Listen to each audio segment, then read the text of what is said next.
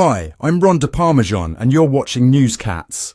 Tens of thousands of people took to the streets of Tel Aviv, Israel this past week, their voices rising in a powerful collective call for a ceasefire.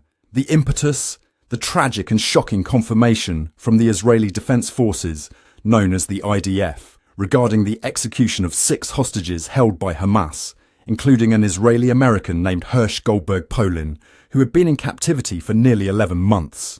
The unfolding situation has sent waves of sorrow and anger across the nation, igniting a passionate outcry that reverberates through the heart of Israeli society. Described as a historic gathering, the demonstration saw protesters chanting fervent slogans like "Now, now," as they filled the streets in front of government buildings. The atmosphere was charged, with many wielding photos of the hostages, pleading for the Israeli government to prioritise negotiation efforts for the release of the remaining captives who are still under Hamas control. It's essential to note that Hersh Goldberg-Polin isn't just another name in the media. He symbolises the dangers facing individuals caught in these conflicts, serving as a stark reminder of the human cost of war. His parents have become vocal representatives, passionately advocating for all hostages during this turbulent time. In addition to the protests, families of the lost hostages have been vocal critics of the government and Prime Minister Benjamin Netanyahu, holding him accountable for what they see as a failure to act decisively.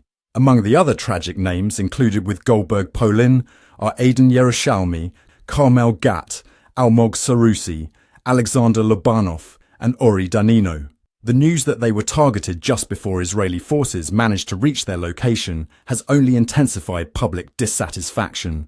Their absence from the forefront of policy discussions has left many feeling abandoned, which has fueled the protests into a broader reflection of people's dissatisfaction with government actions. The Histadrut labour union has stepped into the fray, announcing a general strike set to start at 6 a.m. on September 2, 2024. This action aims to disrupt significant sectors like healthcare and banking as workers rally together united by a shared cause.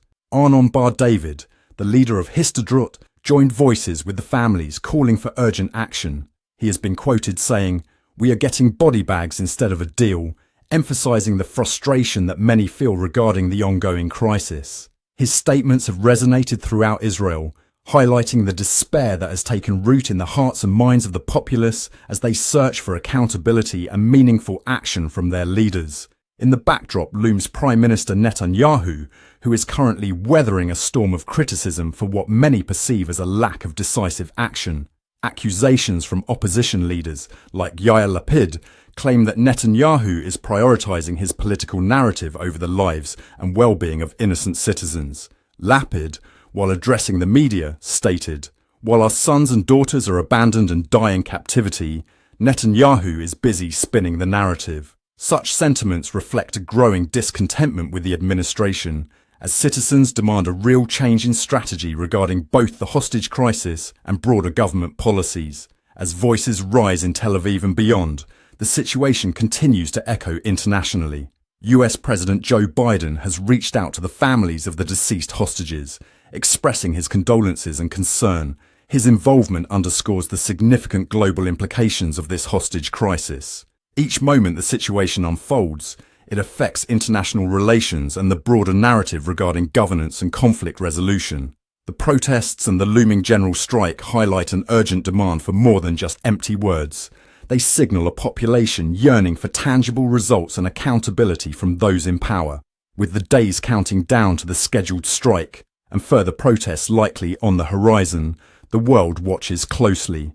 How will the Israeli government respond not just to the immediate needs of the families, but also to the collective sentiment from its populace? As armed conflict continues in Gaza and tensions escalate, all eyes remain trained on the situation.